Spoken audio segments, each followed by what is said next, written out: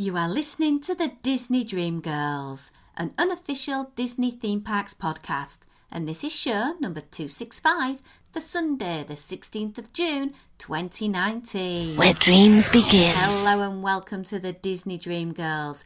My name is Michelle Young, and together with my good buddy Jayne Phipps, we are your guides to the place where dreams begin. Hello there, Jayne. Hello there, Michelle, and how are you? I'm good. How are you, my lovely? Yeah, I'm getting there. I'm just wishing that, June, that's the month that we are in, isn't it? Because I keep looking out my window and it looks like October. June and the British weather is not mixing well at the moment with me. Absolutely. It's not great. We've gone backwards a little bit, haven't we? We have indeed. Roll on the summer. Come on. I need the summer to roll on anyway because I've got, vacation to look forward to. You've got a Disney trip. Exactly. Yeah. Yeah. Right, lovey.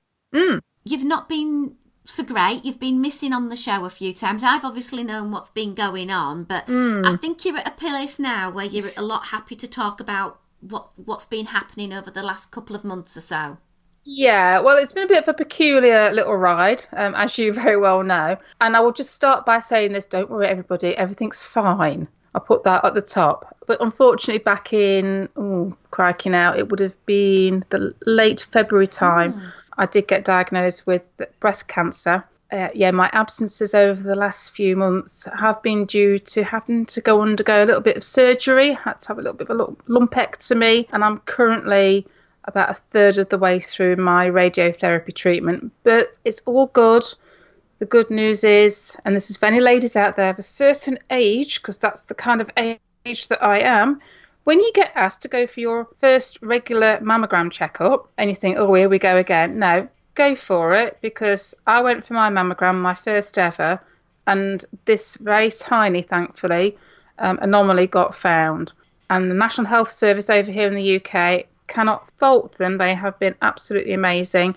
I didn't realise that I went through this. They've actually got a 30-day turnaround where once you're diagnosed, they have to treat you. So, yeah, top marks to them.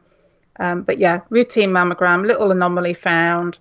It was little, thank goodness. It was very early stage, but we've taken the option of get it out, zap it with those radiotherapy rays, and in a couple of weeks' time, I should be top side of all my treatments and ready to embrace whatever comes next. And can I just say to so many of our listeners who have been in touch, because Jayne obviously, she sort of said something about this on her blog the other day. So many people have been emailing and giving Jayne their support, and I just want to say just thank you to everybody, because I know it means a great deal. It does, and it's very comforting to know that everybody has been concerned and wanting to make sure I'm doing okay, and also reaching out and talking with people and finding out their own personal circumstances and their own contacts with that horrible word and how they've coped with either themselves or loved ones going through it all. So it is a bit of a weird one, I don't want to be going, hey, look at me, woohoo.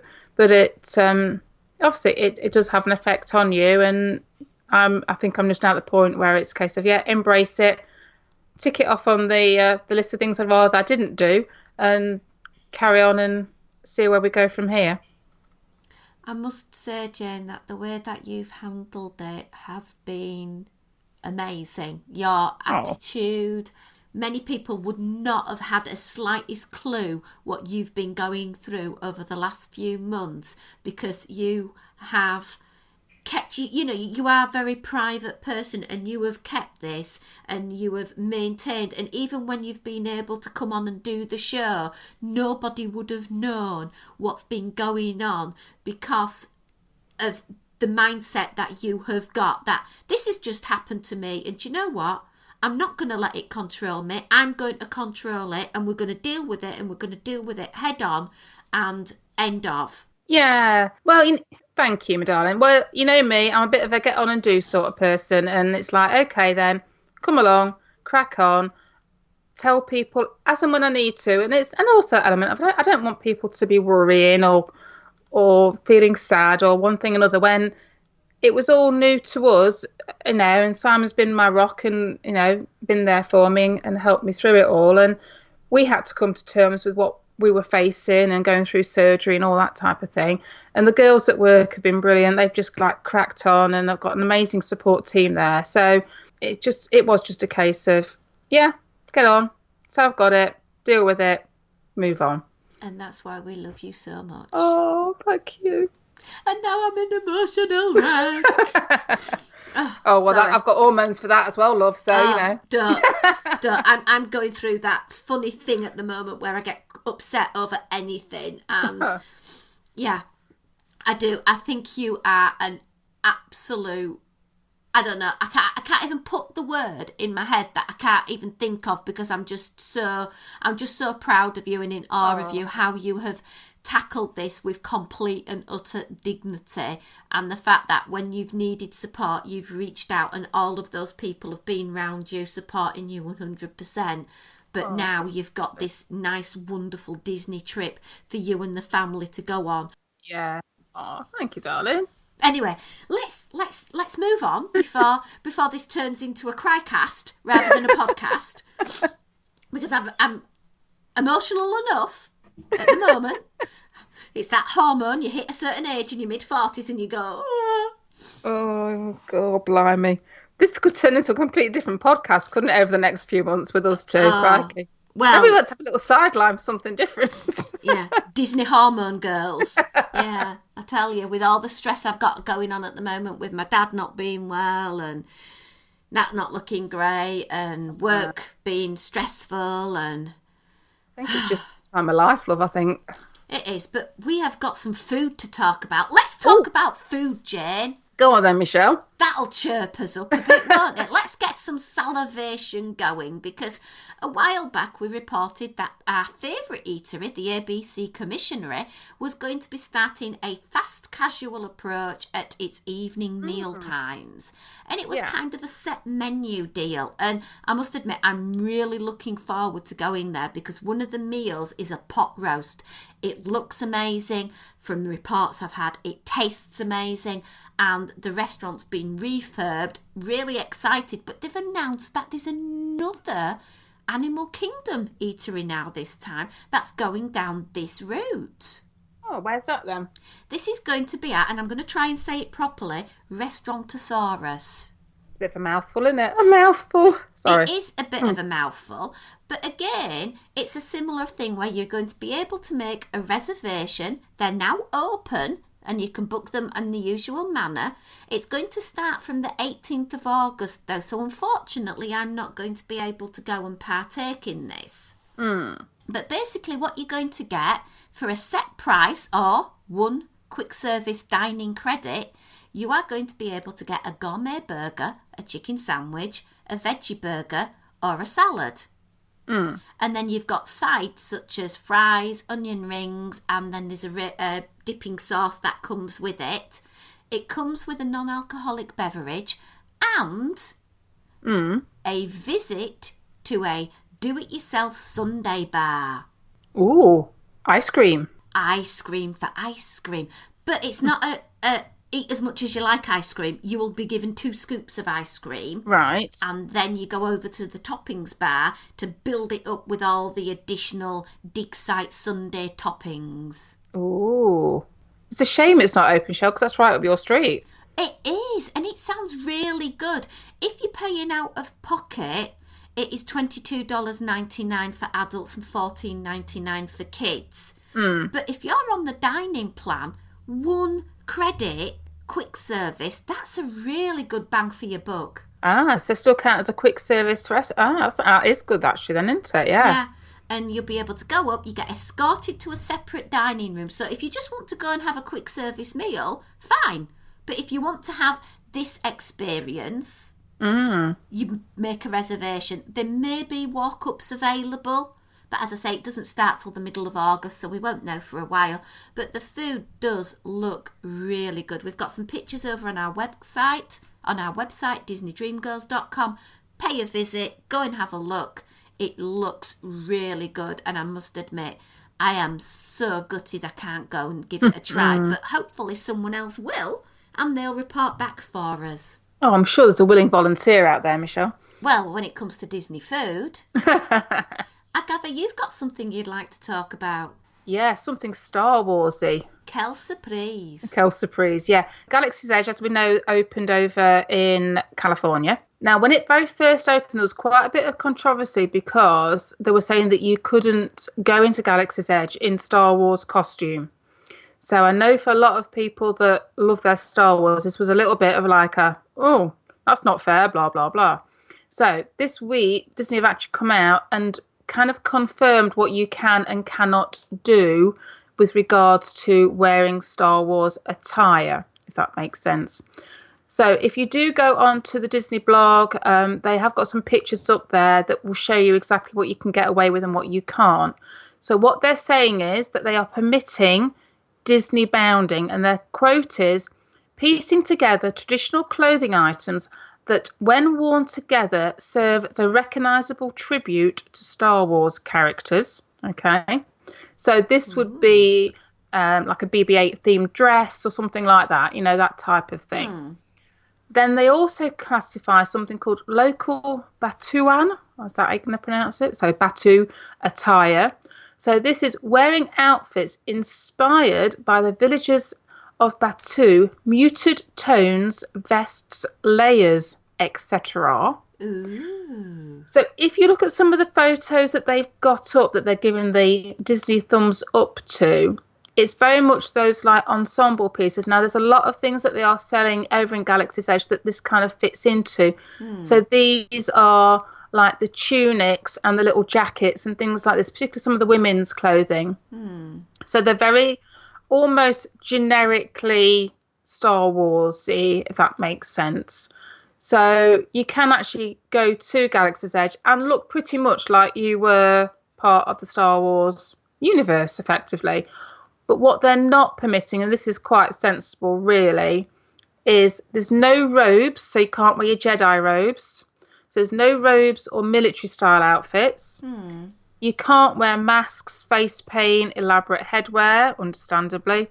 Have any blasters or holsters. You are allowed lightsabers, but not blasters, so nothing that looks like a gun type thing. Again, quite sensible. Or any hard items, such as body armour, helmets, knee pads, that type of thing, or any full character suits. So this does mean, Michelle, that you can't go to Galaxy's Edge dressed as a Wookiee. Aww. Because obviously that was on your bucket list of things to do, wasn't it? Well, obviously I can't wait to go to Orlando in the heat of midsummer in a Wookiee outfit. I will say, actually, having trooped in 80 plus degrees in this country over a year ago, our friends who do troop as Wookiees probably had the coolest, and I mean in temperature-wise, costumes, because all their costumes are done on like a netting. So actually they've got a lot of airflow. So ironically, a Wookiee may not be as hot as you think it is. Ooh. Random factoid. And it's very much a case of if you look like a pilot or an armor guard or something like that, or a Wookiee, you're not going to get in. If, however, it's more of a bounding approach and you're wearing the clothes that they are selling in Galaxy's Edge, then you're going to be okay. Good. Fantastic stuff there. I gather you've also got some animation news. Yeah, I'm very excited actually about this. So this is Disney Plus news as well. Now, a little while ago, they did announce that they're doing an animation series based off the Three Caballeros, which I thought was quite cute. But now they're also just announced that they're going to do a Chip and Dale one. Aww. And I have to say, if you've seen any of the new, the modern style Mickey Mouse cartoons, it's very much in the style of that. So that's sort of new style animation. I kind of looked at it yesterday and I said to Simon, it looks a little bit Ren and Stimpy, if you remember Ren and Stimpy from the 90s, that sort of style. I think they're making like little 7-minute shorts. It's about 39, I think I saw quoted, of these episodes that are going to be done.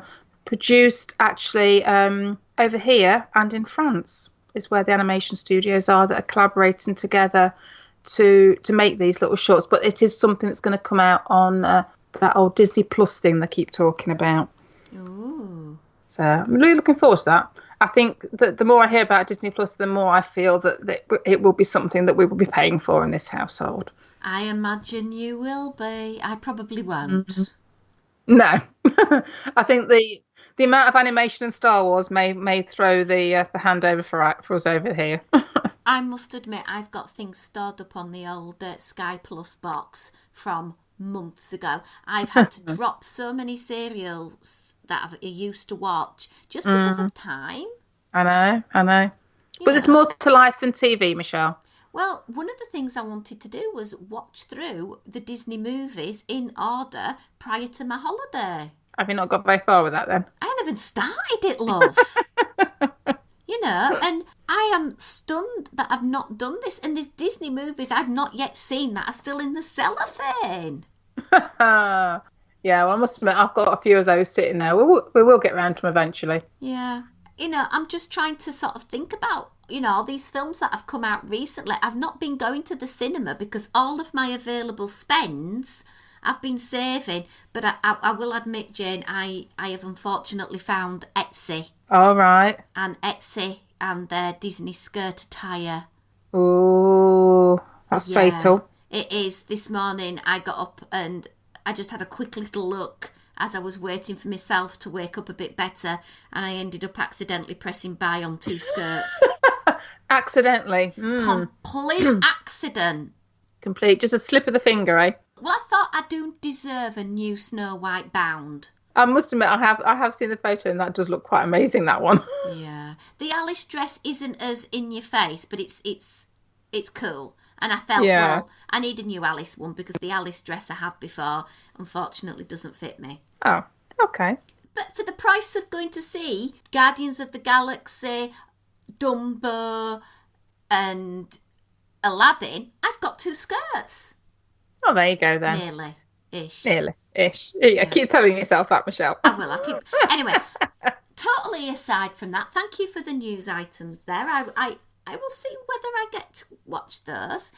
But we're going to be talking a little bit about animation in this next full feature that we've got for you, because today is Father's Day. So happy Father's Day to all of you dads out there, whether you're a biological dad or a dad because you have chosen to take on a new family when you have married in.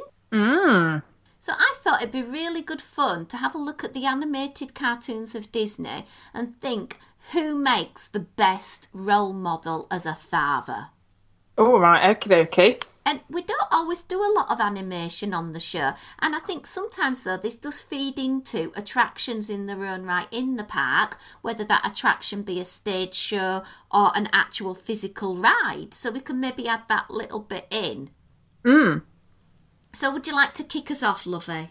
Right, well, I'm going to start in 1995 with the film Pocahontas. Ooh. And her father was, and I'm going to probably pronounce this wrong, aren't I? So where I get this one. Chief Powhatan, something along those lines.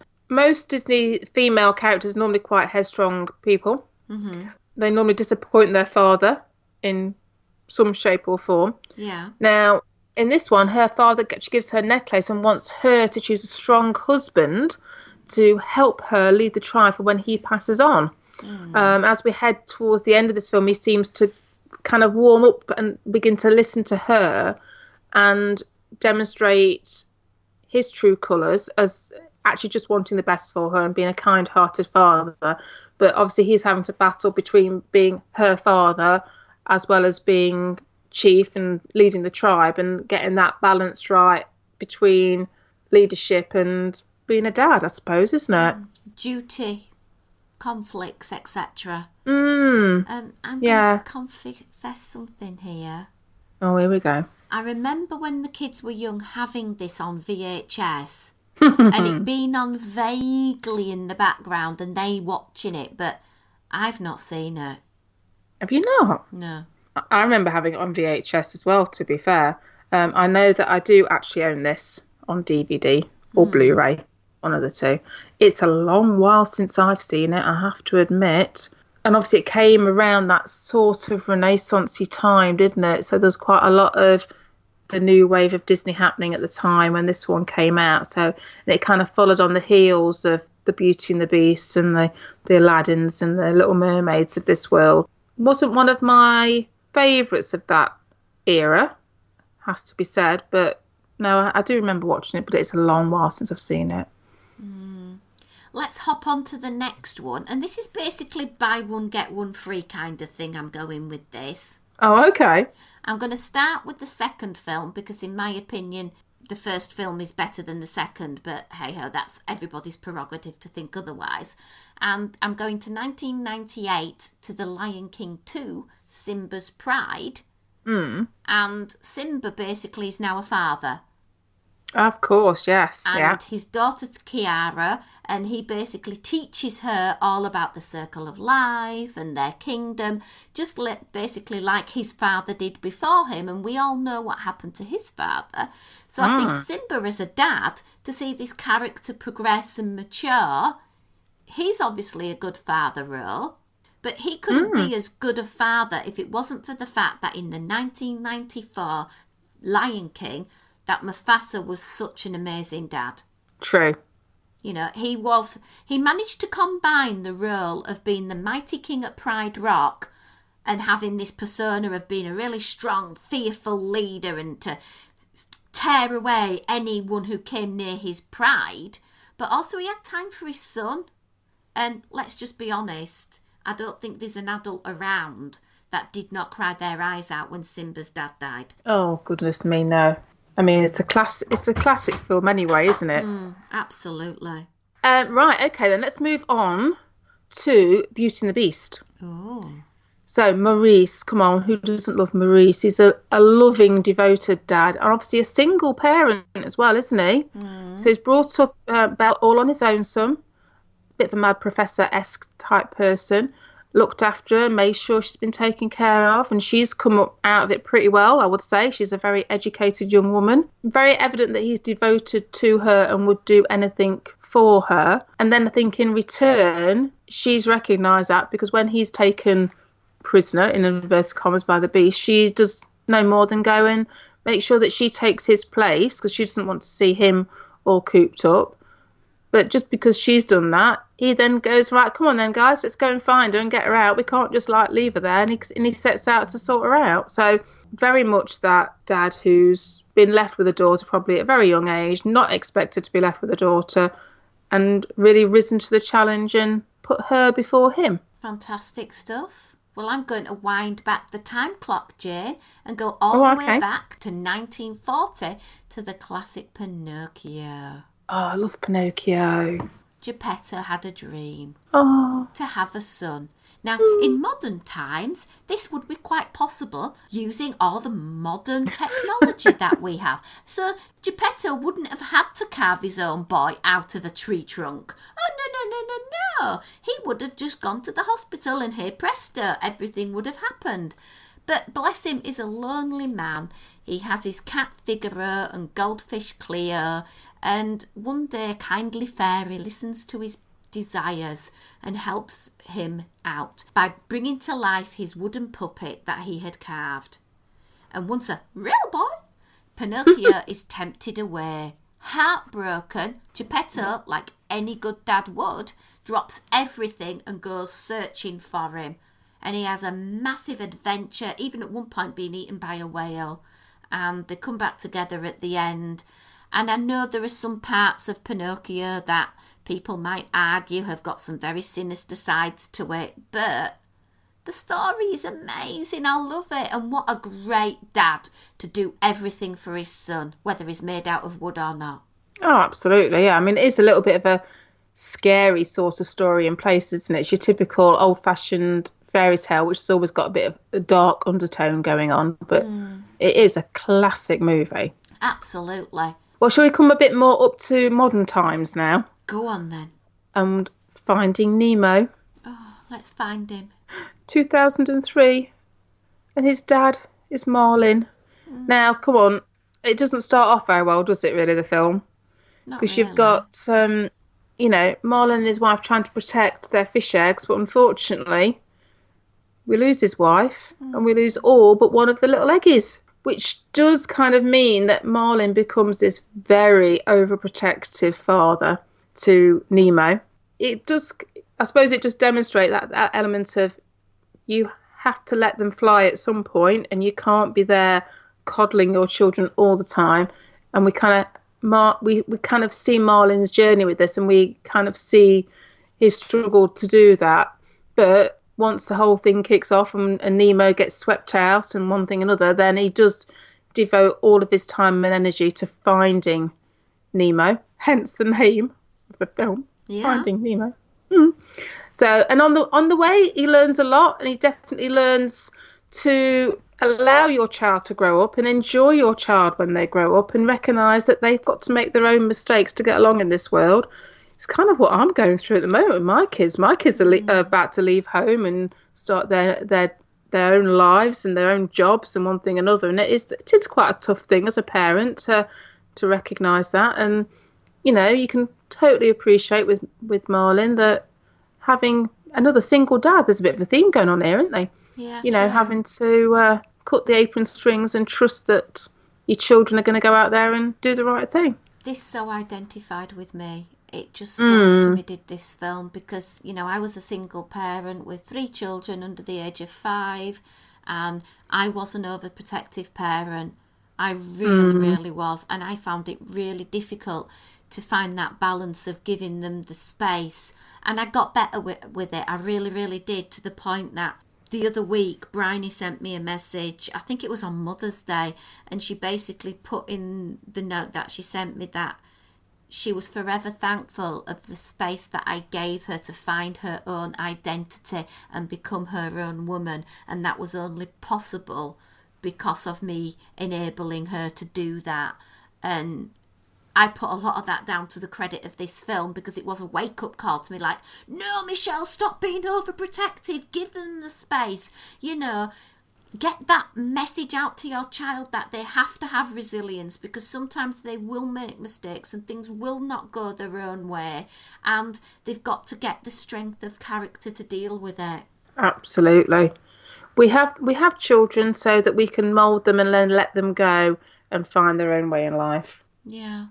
Out of these, a few of these have turned into classic theme park attractions. Obviously, Pinocchio in Disneyland, which is still available in Disneyland Paris and over in California. What a lovely little dark ride. Which I shall be experiencing soon, yeah. It is a bit clunky and a bit rattly and very, very old school, but how they brought that old school dark ride to the modern age with Crush's Coaster at DLP, based on Finding Nemo, is amazing. Yeah. And I love the musical as well. And you've got the version over at Hollywood Studios of Beauty and the Beast. Love that as well. There's a big stage show. There's also in the Magic Kingdom the sort of mini show where you can go into Belle's cottage. Nothing about the Lion King apart from stage shows. Yeah, it is. And obviously there's Disneyland Paris, which I will get to see. They've got a new stage show just about to kick off for the summer. Yeah, Season of Lion King starting over in DLP. Exciting stuff. And obviously Animal Kingdom has got Festival of the Lion King, which is amazing. But yeah, no attraction based on that. And I suppose it would be a really tricky one to do, to be honest. I think it would be a little bit shoehorned. Yeah, I would struggle. I think possibly by embracing the musical aspect of the Lion King and of Beauty and the Beast as well, to be fair, it does kind of show both those films in their best light, I would imagine, by just embracing the musical side of it all. But I have got a ride that they can put together for 101 Dalmatians. Oh, okay. Now, we've all talked about the Mary Poppins attraction going in at Epcot in the UK. This is an alternate. Right. And it's called Pongo and Perdita's Puppy Pounce. Right. All the P's, yeah. All the P's. Lovely bit of alliteration there. And basically, it is Pongo and Perdita chasing round the streets of London in a black taxi cab, chasing and finding their puppies. Oh, yeah, I can see that, yeah. I think that'd be an awesome attraction. Yeah. This might actually be really good. They could use the technology of Crush's Coaster in DLP and put it into that attraction. So instead of it being a clamshell, it's an open-sided black taxi cab that 4 people get in, And it's that ride system where you have that slight twisty-turny, dark inside ride. Yeah. Oh, my word. I am so up for that. Imagineers, if you're listening. Yeah, over the little back bridge and rickety. Yeah, I'm down with that. Yeah. And that's a great way of bringing in the technology of that ride that I was talking about the other week that they haven't yet used. Yeah. And it's very British. Absolutely. And it seems to me a lot of the countries in Epcot are now getting these attractions. France has got one, you know. Norway's got Frozen. Come on. I want an English attraction. Well, there is space there, isn't there? If you go behind the shops and everything, there's plenty of land space happening there. Just, build on there. I'd be quite happy if the bulldoze the Rose and Crown, but that's just me, and I'm going to get hate mail for it, but... Yeah. Only kidding, I don't mean it. I know a lot of people love eating there. It's just not to my taste. Yeah. We'll move on, shall we? Pocahontas, there is an element of Pocahontas that comes into Mickey and the Magical Map over at Disneyland in California, but there isn't much of a presence of her in the parks with regards to an attraction. And I think, again, it's a tricky fit.